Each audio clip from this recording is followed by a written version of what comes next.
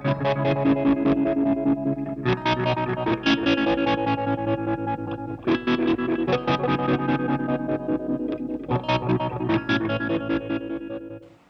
everyone, it's going to be the sound demo for this Madbean Sunking, the Sunbox, otherwise known as the Klon.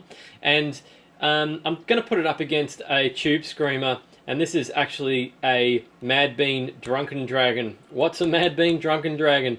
I'll tell you that in the build report for this one. I'm going to do videos on this one and the Tubescreamer. I get requests for the Tubescreamer all the time, but I'll do those probably. I'll probably record those next.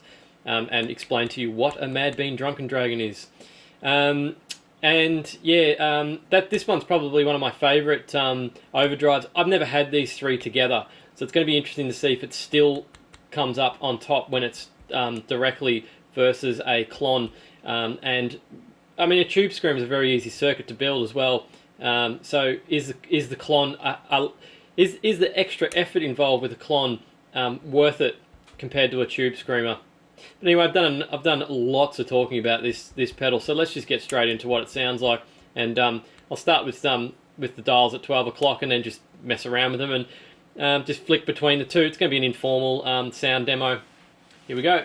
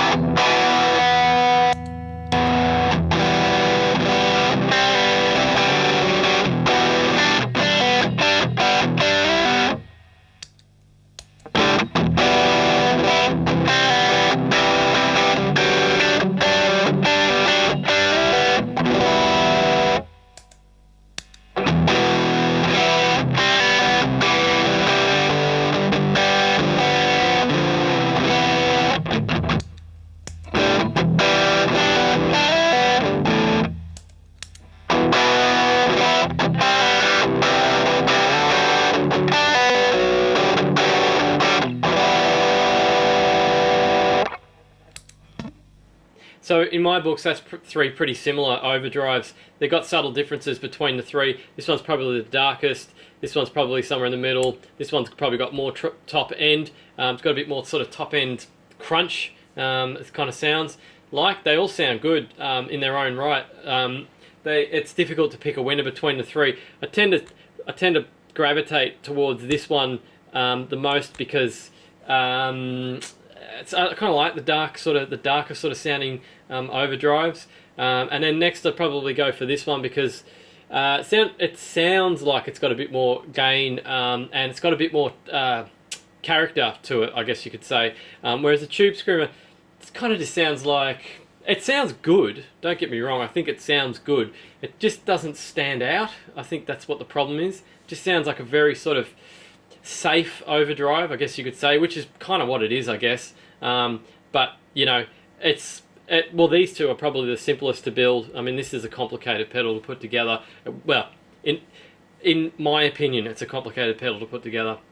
Anyway, I hope you like that quick rundown of those three overdrives. I'm going to do separate ones for these two next, separate build reports and separate sound demos. Although you pretty much just heard them then, I'll do something a little bit more in depth and yeah, show you the insides of those. Actually, that was actually the third pedal I ever built too, so it'd be interesting to see what's inside that one. Thanks for watching. Don't forget to subscribe for more do-it-yourself guitar pedal tutorials, demos, and stuff like that. Thanks for watching.